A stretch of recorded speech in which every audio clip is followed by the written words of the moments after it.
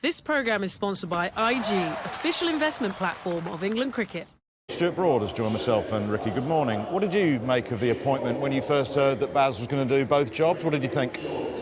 Yeah, I mean, I think it's the dream scenario from an England hierarchy point of view. It's just whether Baz would want to do the job because of the schedules allowing him to take over. I think it's a great appointment. Ultimately, you know, he's someone that's got a huge amount of respect within the Test match group and almost intrigue from the one-day group. It's like, well, what's going on in that change room? Why is it so fun? Like, why are you playing with such freedom? And ultimately, I think it's the perfect appointment. You know, there were some names being thrown around, weren't there, in the weeks leading after Mott had left. And I think ultimately everyone was saying, well, imagine if Baz would do it. You know, if you could convince him to do it. And there's some really exciting cricket coming England's way, to be honest. The T20 World Cup and the white ball stuff, the 50-over Cup World Cup in South Africa, which conditions should suit the team. And ultimately, he will see it as a great challenge to get the best out of Joss's leadership. You know, maybe he's still a World Cup winning captain in the T20 format in Australia, Joss, but probably hasn't gone exactly the way he would want. He doesn't look as sort of natural and flowing as someone like a Ben Stokes or an Owen Morgan, but Baz will see that as a great challenge for him to get the best out of our best ever white ball batter. Well, you didn't want it. It always gets thrown in my... I don't ever put my hand up and ask for it. I just get asked these questions. But there's a few that didn't. I mean, you said no, obviously. Owen Morgan was very clear that he didn't want anything to do with it. Neither did Kumar Sangakkara, as an example. So, given that not everyone wanted it, what do you make of this appointment? Because the schedule has eased somewhat, but nonetheless, some of the reasons that Rob Key split the coaching role between Test and ODIs is because it's a lot for one person to do. It's still going to be a lot for Baz to do. It's still a lot, and you struggle to get continuity with your players. That's the biggest thing as well. When you're swapping over between the formats, it's you know, we've got a great example coming up this week, right? England finished a Test match here, and then the next day they're playing a T20 against Australia. So you've got, you know, and leadership and senior players around, having availability to all of them for long periods of time is the biggest challenge that international coaches have now. But no, look, I like the appointment. You got to be really happy with what Brendon's been able to bring to the England Test team. The level of play's been outstanding.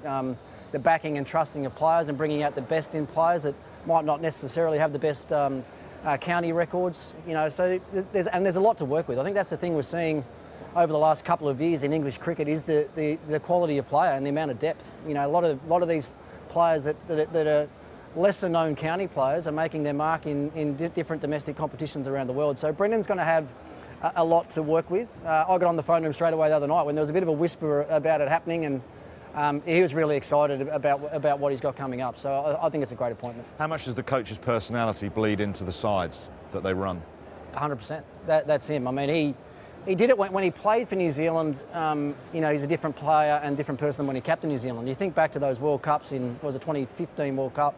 The aggressive nature that he brought to their one-day team was evident, and that's the way that he played, and he's brought that everywhere he's been since, whether that's coaching at IPL level or now that he's the men's coach of Test and one-day cricket. So I think it's just his character and his personality coming out in his coaching. And also, look at the influence he's already had on the white ball team. Owen Morgan took over after the 15 World Cup, or was captain during that, but changed the mindset of it. Who is Owen Morgan's right-hand man or sounding board and great mate? Baz McCullum, who had great success leading the Black Caps to winning games, and he definitely used his mindset in the way that he led as a captain. Very authentic to Owen as well, but he was his sounding board from New Zealand, and you know, so he's had a big influence on English white ball cricket already. And the thing I picked up from that interview, what he said that I found intriguing was I'll speak to Joss about the language we use, and that's something I picked up as a player with Baz. It wasn't walking around the nets working on technical things or where your arm is or where your feet are.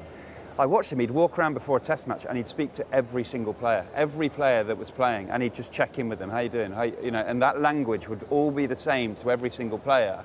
So our mindset was the same going onto the pitch, and he'll bring that into the white ball team. It's all about the language that he and the captain use. The other thing I picked up on that interview, which is all about his personality. Is how many times he said, "Oh, it was worth the bet," or it was worth the punt to take this job Thought on. that would appeal to you. Now, yeah, I mean, but that's the way he thinks, right?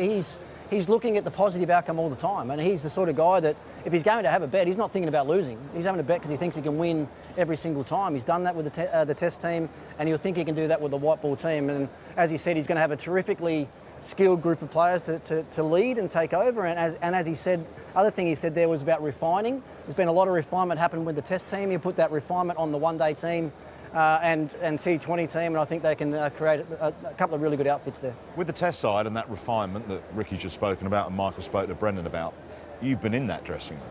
Have you seen a change? Have you seen a refinement? Players have changed over. You've gone, Anderson's gone, there's no Stokes because of injury, Bairstow's been moved on. Have you seen a general refinement in the way they play Test cricket? Yeah, for sure. You know, that first year, looking back at 2022, it was all about taking the ultra positive option all the time. The language you'd use all the time was run towards the danger. If you see any danger in the game, you charge at it, you sprint towards it. Remember Ben Stokes in the nets would try and hit every single ball for 4, and ultimately in that summer, what did he do? He got caught mid-off a few times, skying it straight up in the air, but that was his mindset, that he wanted to show as a leader that that's what he was going to do. He was going to lead on the front foot and play ultra-attacking cricket. So I think they've realised against the top teams, they've got India coming next year, they go to Australia, you probably can't play at that 10 out of 10 intensity and sort of at speed against the world's best. So actually, yes, the bowling attacks haven't been the world's best this summer, but it was a great time to just work on the language, work on the mindset, and just that refinement of maybe building bigger innings, maybe just getting Joe Root to play his style instead of complete Baz's style. The other thing is the selections they've made. You know, Josh Hull's going to make his Test debut here, and his numbers, as As said in that interview, don't stack up. But when they have selected, the environment, it appears, that has been created allows these guys to just go and play. Crawley, Smith was a big call, I thought, at the start of this summer. You know, with what had happened with the keepers before him. Folks have done a great job in the subcontinent, and you know, he can hold up a spot in that middle order. But they're looking for more dynamic players, is what Jamie Smith's been. I mean, the way they've been able to rotate their fast bowlers through, and you know, someone making their debut here today that is as raw as that. I mean, that's to get someone like him into the environment nice and early and get him to learn what Test cricket's all about can only be a good sign for English cricket going forward.